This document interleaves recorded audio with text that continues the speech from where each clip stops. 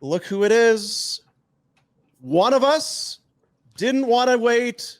One of us was impatient, said it wasn't going to be worth the wait. The rest of us said, no, Jamie McLennan he's our favorite. We love that guy. We're hanging around. I'll let you decide who was who. I just said I've heard all your shitty stories. Well, one of us was being a bad teammate, and that's what it was. You know, everyone else wanted to enjoy. I mean, it's tough. I was thinking about it. Okay, waiting for me, and then all we're gonna do is just line up and kick the Flames in the jump. Yeah, that's exactly. Maybe the one of us is onto something here. Just have lunch and not talk about the team. That might be easier. Yeah, Pinder said, "Oh no, Noodles is gonna come on and tell us how great the Flames are." Yeah, come on, Noodles. Floor is yours. Not sure that's gonna happen. I was watching this show called Overdrive, and they had Mike Johnson on, and there was an old dog and a Noodles and another guy. And I'll tell you what, these guys, they're not too high in the Calgary Flames. Really? Bunch of negative Nellies out there, eh? Yeah. I'm not saying they're wrong, but they were not buying. Well, you know, it stemmed from the conversation. As I flew into Edmonton, I went to the game. I wanted to be there and did a little bit of work and stuff like that. And then you're just literally watching. You know, it's a great platform, and you knew going in 2 desperate teams. So one of them was going to continue their 5-game losing streak. You know, whether was it going to be Edmonton or was it going to be Calgary? In my mind, it was like, this game's going to overtime. Like I kept thinking, like, this is going to be a tight fought game. Might see some fights because both teams are desperate. When you have games like this, a lot of times family are in, so you don't want to have a bad game in front of your family, so you'll be a little bit extra nervous and stuff. And I didn't see the push from Calgary. I really didn't. And it's not like they weren't given opportunities. You get 2 5-on-3s in the first period, which is kind of unheard of, which I can't remember the last time I've actually seen that. And not that they weren't dangerous. They weren't, you know, it wasn't a situation where it's like 5-on-3s in the National Hockey League. If you have a talented team, that should be a guaranteed goal or damn close to it, unless the goalie stands on his head. And it just wasn't like it. There wasn't. And I know that I think there were 2 at the end. Pinder, you would know this probably. What, 2 for 5? What were they? They had 2 power play goals. Yeah. Yeah. And they've now had 3 over a minute segments separately on 5-on-3s. They've scored on one of them. They had 1 in Columbus. They had 2 in Edmonton. They scored on the second. They did in the first. Yeah. So I just thought, you know, I'm looking at Evander Kane, you know, mic'd up saying like, what's anybody going to do out here? You're just like, man, oh man. Like, and I know, listen, Rasmus Anderson's an impact player, but I circle, I don't know how you guys feel. The only guy I thought really came, I guess there was 2. Uyghur I thought looked really good, but outside of that, I thought Markstrom kept him in the game.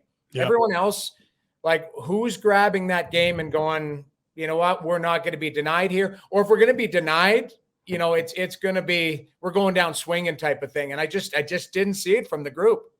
No, it felt like an exhibition game almost. And to be fair, it's felt like a lot of their games. The goalie's good, and maybe there's one other guy that you're like, yeah, that's a nice play. And everyone else, you're just like, are they waiting for someone to drag them into this thing? No one wants to take this bull by the horns. Yeah, disappointing. Like, that was the one thing, like, you know, I looked at Kadri. Kadri scores a goals first this season. He's kind of eyeing the bench, you know, kind of like do you give, you know, maybe he drags them into a war. You know, Huberdeau, and I know you were talking about our show, like, I think O-Dog said, like, and I think he was being, you know, facetious and joking, but he's like, I thought Huberdeau was a healthy scratch, because he said I didn't, you know, his name wasn't called on the broadcast very much. He just hasn't been impactful, and I don't know what it is. And you know, I know. Doesn't it? Sorry, I got to interrupt you, because does it not just scream of dysfunction? We used the word a lot last year, and it fits again. Like, this guy's not doing it. This guy's not doing. This guy's not doing. This guy's not doing. This guy's not doing it. No one's showing up to fight and battle. And even if you're going to lose, say, I won't stand for it. It just reeks that there's no commitment to it, and there's just got to be a level of dysfunction that's happening in that dressing room. And I'm not talking about management and ownership and coaching. It's the guys. Yeah, you know what, Rhett, dysfunction could be the word. I'm more just looking at it like, I think there's just a group of really nice guys that are just wired a certain way. And it's like, okay, like, I don't know, on several teams, I played in 6 different organizations, 17 years, and saw different types of leadership. There were quiet leaders. There were guys who were vocal and said, I'm a foxhole guy, follow me. The Chris Prongers, Rhett, you were a great leader. Iggy was a great leader. Robin was a great leader. Like, you knew the pulse of the dressing room. That's the thing. Like, the room was like, this is a family. And, sometimes the head of the family has to stand up and say, like, let's get our head out of our asses. Now, Zadorov, Zadorov's a soundbite. And you know what? I respect him for at least standing up and saying, like, I'm embarrassed for the fans. I'm embarrassed of ourselves. Like, you can tell he cares. And I'm not saying that nobody in that room doesn't care. Everyone cares in their own right. But some guys, their caring has to spill out onto the ice. And if you're not vocal, you better damn sure play well and be a difference maker. That's how you show you care. And I don't know. It's almost like they're paralyzed a little bit. You're sitting there looking around going, who's going to grab this? And I'm going to follow behind them, but I'm not going to be the guy. We always joke that when it comes to things, even, for example, Daryl Sutter, there was nobody that, everyone wanted to be second to kick him in the nuts. Nobody was first. And, it's everyone piles on. That's the online mentality. It's like somebody says something, then it's the pile on. Well, you're waiting for somebody in that dressing room to go, okay, I'm doing this. And if you want to jump behind me, let's have it. But I just didn't see it the other night. And it's unfortunate. But you know what? They're in one against Dallas. Dallas is a hell of a team. So we'll see how that goes. You make a good point, too, is that mix matters. And, it's easy to get down. They haven't performed and they haven't battled at all. And they haven't shown you any reason to have a bunch of hope. And maybe it is just mix. Maybe it is just the wrong group of guys individually. And I said it the other day. I said, I don't think Huberdeau's ever going to find his way here. I just don't. Now, does that mean he can't go to another organization and have some success? Right. I don't know if he's ever going to earn the 10.5 or whatever it is, but I truly don't believe it'll happen in Calgary. And maybe people would be pissed, but maybe it's not all on him. Maybe it's just the mix. I don't think Kadri's going to be good here. But if the mix is no good, what's Conroy going to do to fix it? Because that is his problem. It is. I think what you have to do is look at, okay, what's the thought process now? What's the thought process in 3 months? What's the thought process in 3 years? And if you're looking at it, I always say these words, the spine of a team. Okay, the skeleton. What is, everybody's committed to their core.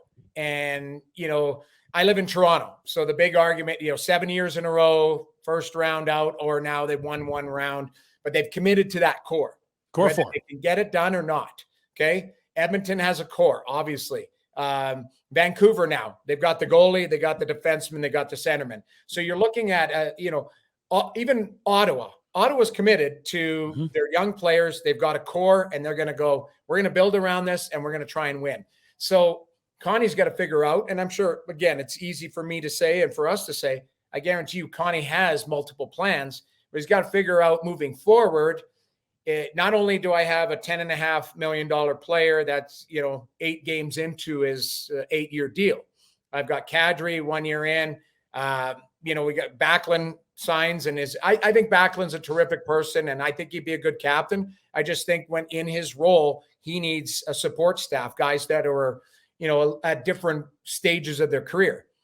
When Markstrom's on term, you got Weegar on term. So you look at this core. Are you going to commit? Now you're going to sign Lindholm on term. Are you going to sign Hanifin on term and go, okay, this is the core that's going to go against Edmonton, going to go against Vancouver, going to go against Ottawa, going to go against Toronto. Montreal has some of their young guys tied up. Like, that's what I look at. I'm just talking about Canadian cities.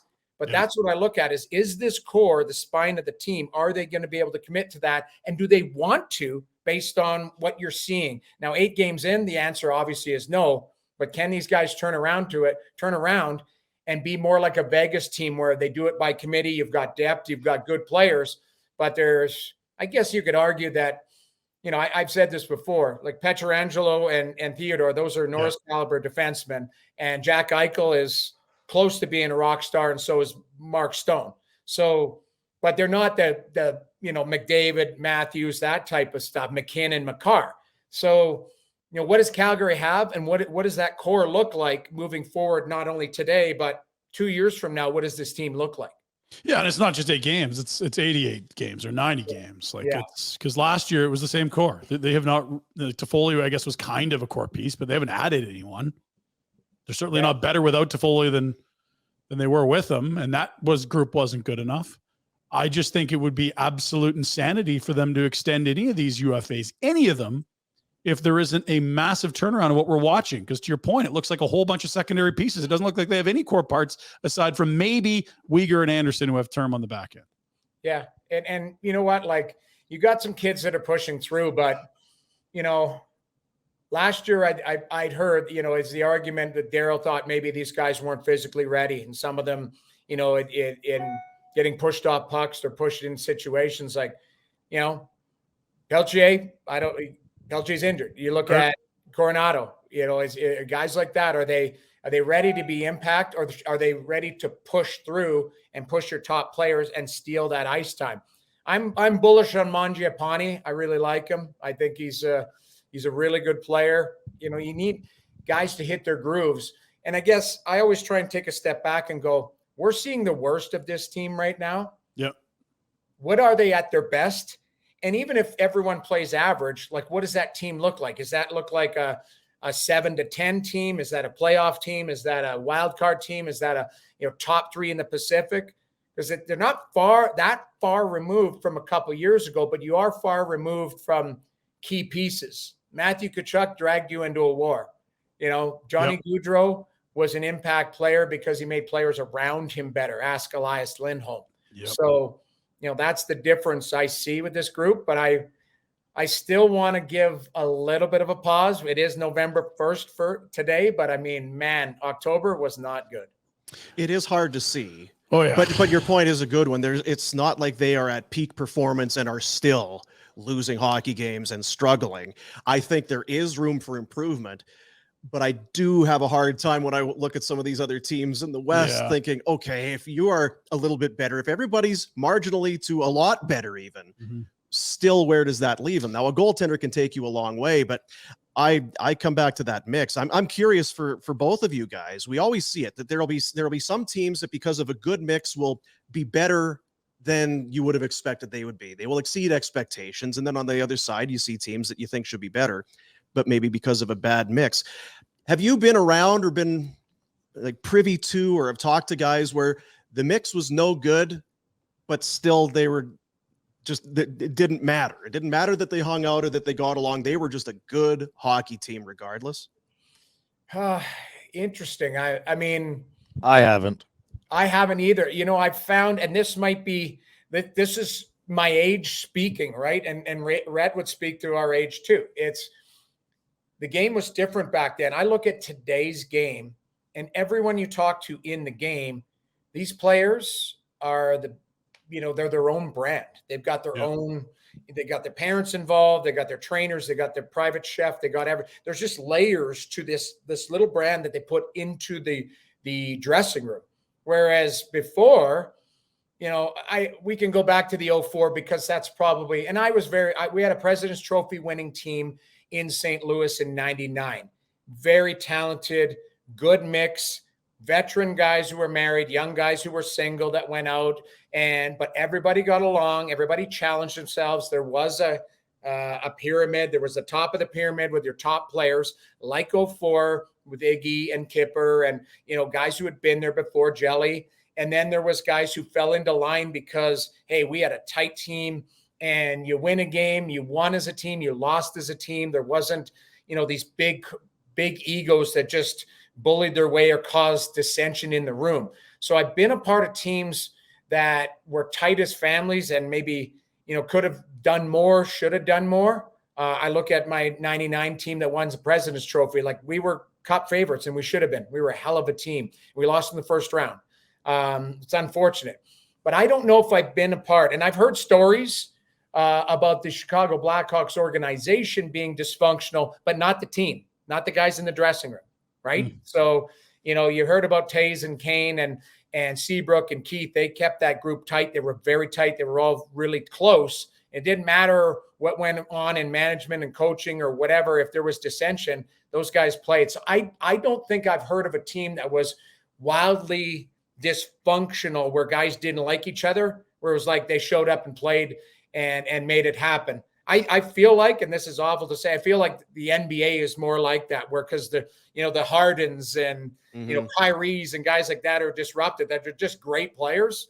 Like in hockey, there's just too many more guys. There's just more guys. You need more for sure. Yeah. 3 guys you can win a championship of the NBA with an okay supporting cast. You need waves of guys all on the same page in this league. I think of that Vegas team, and even a guy like Eichel, who was definitely what you described, like, penciled to be a star from his teens, definitely an independent contractor, his own brand. He bought in and he felt like one of those guys. And that was a team. That was not a collection of independent contractors billing the same employer. Like it, and maybe that's winning, helps you buy in. But I look around with the Flames and I see almost every other team in the league with more talent. Even if it's Anaheim, you've got Zegras, you've got Terry, you had the reigning defenseman of the year in the Q, the O, and the Western League.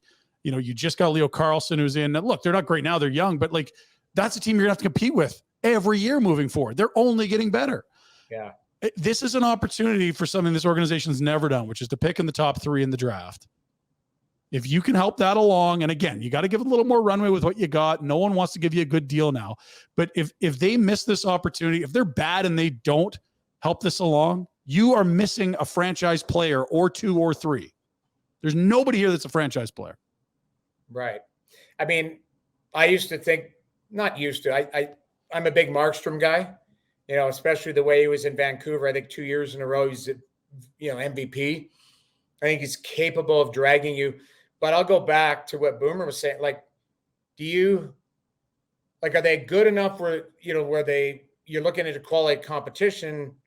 Will the goalie drag you into mediocrity where it's like, okay, this guy might be able to get you to playoffs, but are you going deep in the playoffs? Maybe you catch lightning in a bottle, but like, are you perennial playoff team building, key cornerstone pieces to build around?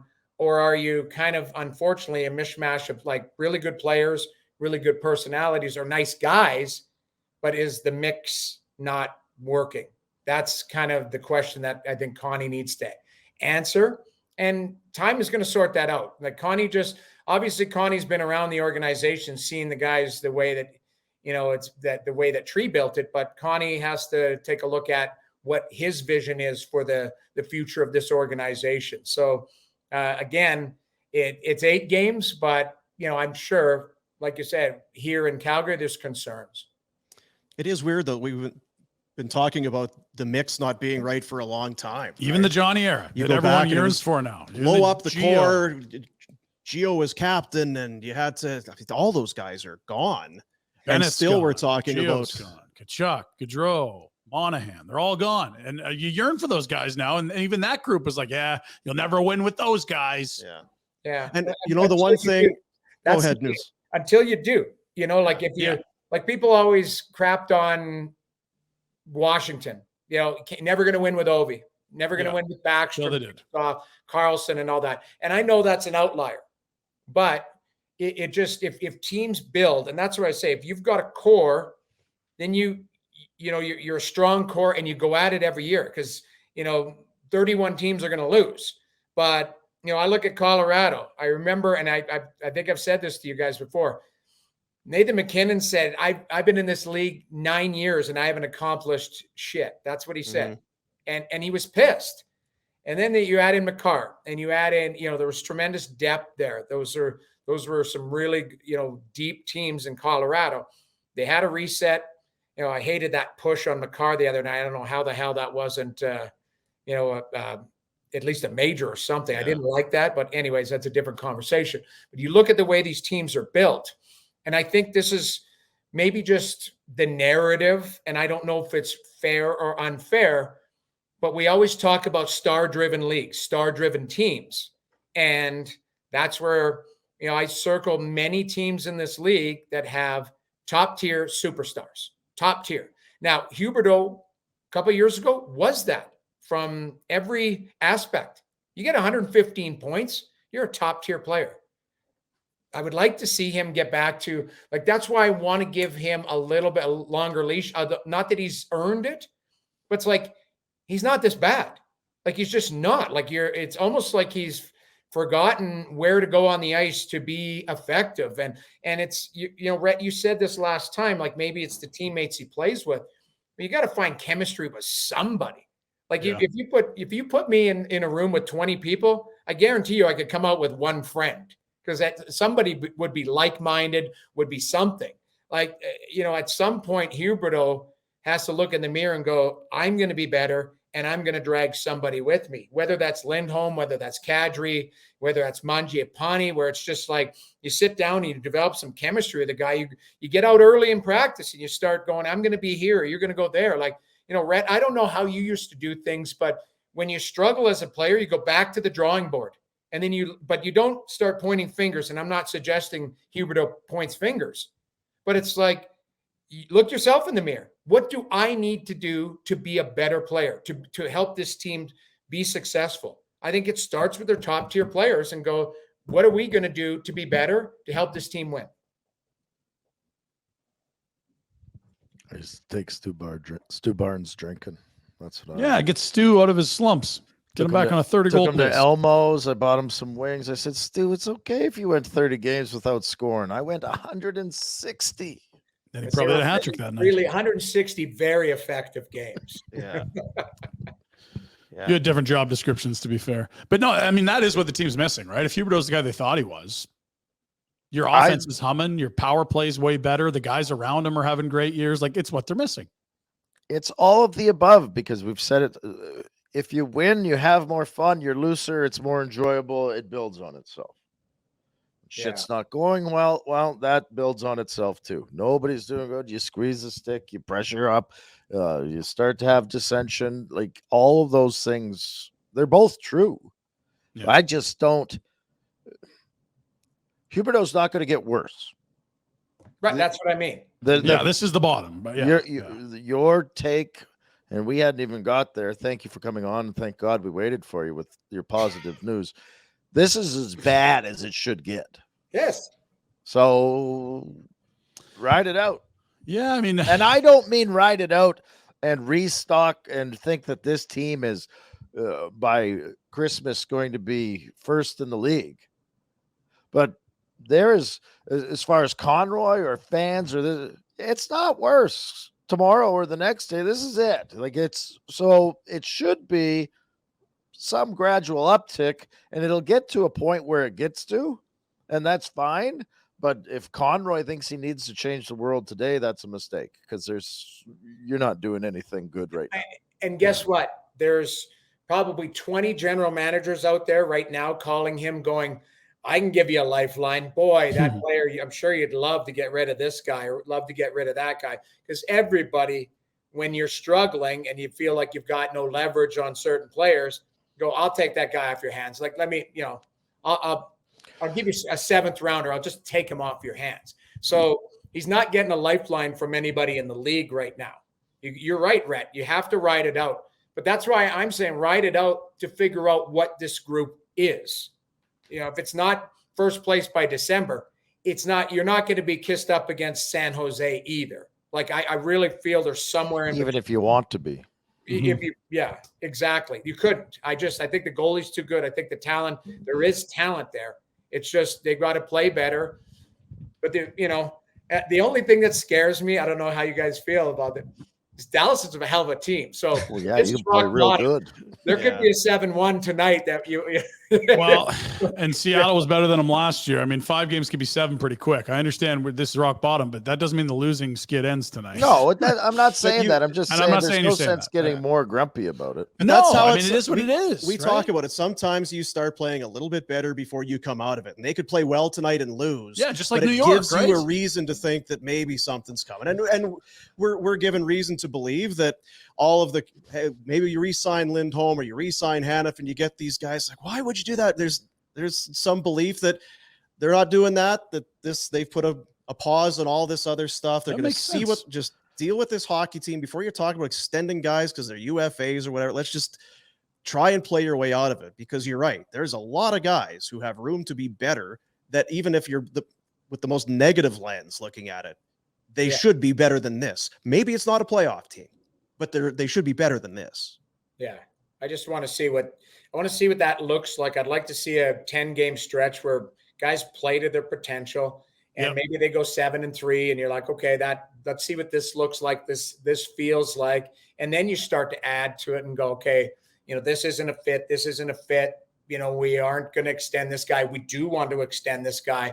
That's where I just feel like you can't make the hate. Like here's a complete opposite thought process. William Nylander's played really well in Toronto.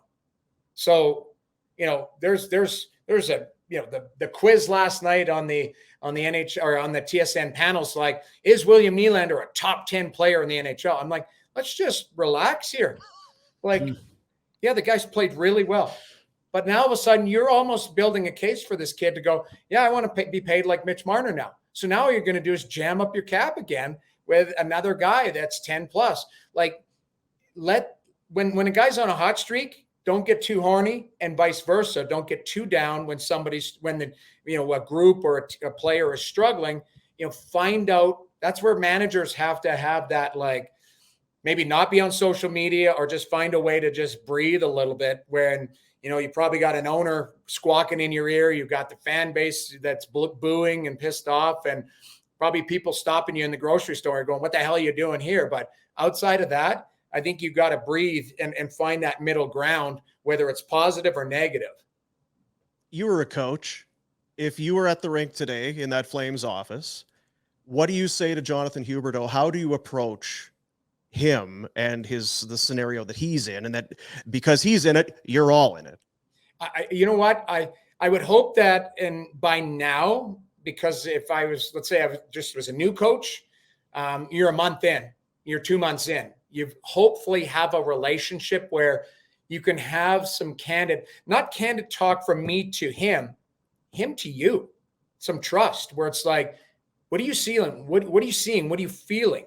Because it's almost like analytics, when you I know analytics, but I also have the eye test because I played.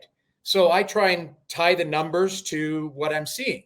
And if they don't match, that's what's exciting. It's like, okay, what am I missing here about this guy, about that? So there's things that I would look at and go, what are you seeing here? Maybe pull out a couple plays, you sit down, but I want to know his mental state. I want to know how he's feeling. If how his life is doing outside of the rink. And that's the relationship part. And then you get into the X and O's. And then you point out, say, you got more time here, or you don't have enough time here to make that play. So that's the type of stuff I'm talking about. And I think as it approaches closer to the game, you can overanalyze everything to death. It's paralysis by analysis. But at the end of the day, go out and play. Yeah. Go out and play and relax and play. You're good at hockey. Go show me you're good at hockey. And I'm going to give you 22 minutes or whatever. Yes. 25. Yeah. 25 minutes. You're going to, I'm going to push you out the door tonight, but I want you to go and want that, enjoy it and have some fun. And if you make a mistake, bust your ass back, be on the right side of the puck in the defensive zone, but go be creative. Go create some magic tonight. Go feel good about your game. That's what I would say to him. Rhett, you said that the other day. Play the There's ass two off. alternatives. You send a message by sitting him, which might just piss him off and further alienate him, or you play the piss out of him. Don't leave him in. Don't allow him. Everyone. It's not science, so it can't be proven. But sure as hell, we all understand. The more you play, or the more you see a guy play, typically the better he plays. Yes. And he also takes a lot of pride in it too, right? He's going to take a lot of pride in, I'm getting out there. If I'm not, and obviously if the guy's, garbage, then, you got to give him the hook. But if he's not trying, right. If he's not trying, there's a difference. Right. There's a difference between effing up and not trying. And right. you got full reign to F up, but you can't not try. If you do turn it over, you have to try.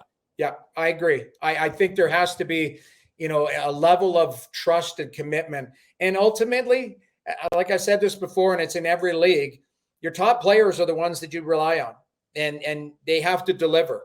So you're paying a guy $10.5 million, you're paying a guy $7 million, you're paying, a goaltender $6 million.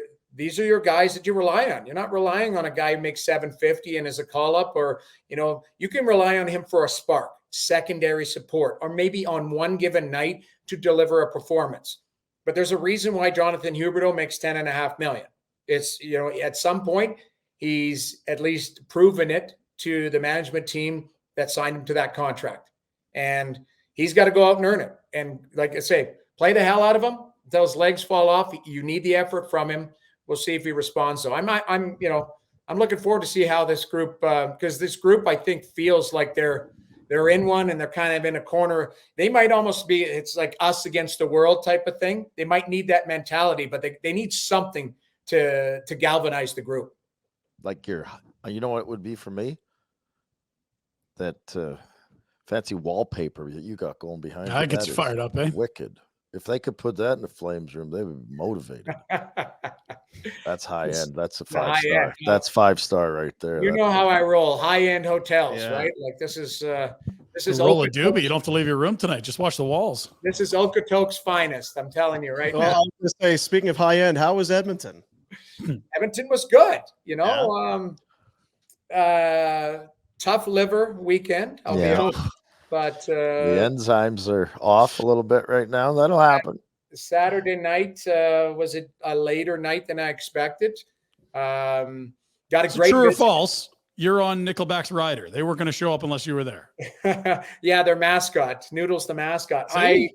I did visit with the band extensively that night, Saturday night. Extensively. Yeah, it was a late one. And then I ended up, it's funny, you run in, so the whole league's there. So you can't turn without running into somebody. And I ran into my old buddy, Marty Reisner, Marty, the one-man party. I saw Marty last spring. No, this fall in Rochester.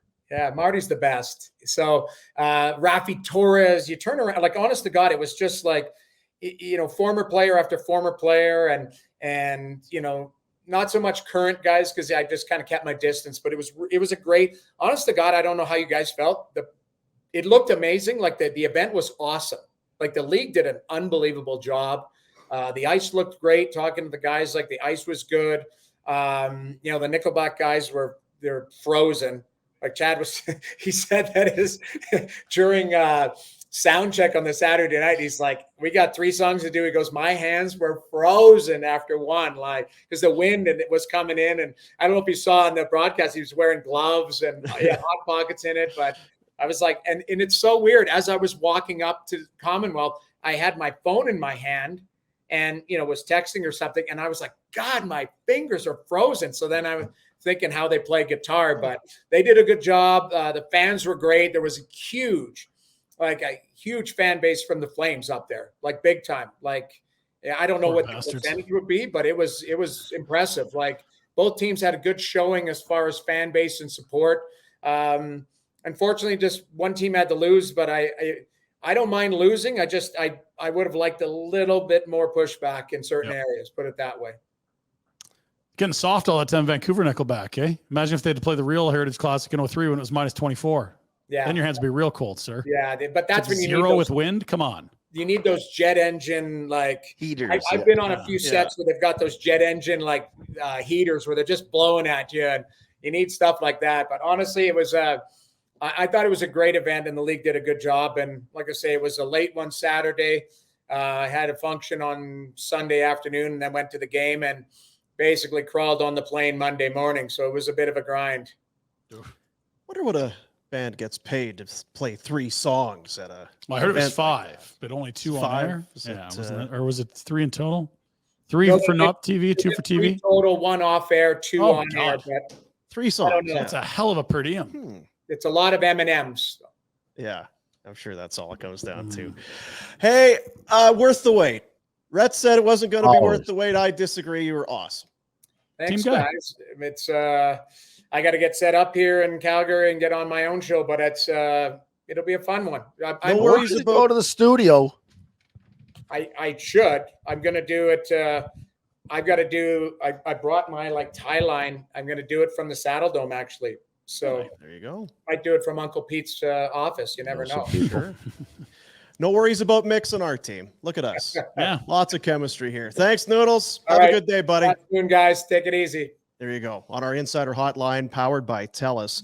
Enter to win one of 6 monthly prizes, including tickets to Calgary hockey games and awesome tech like AirPods, Apple Watches, and more. No purchase is necessary. All you need to do is fill out a quick survey, and you're in. TELUS.com/Flames contest to get in on that.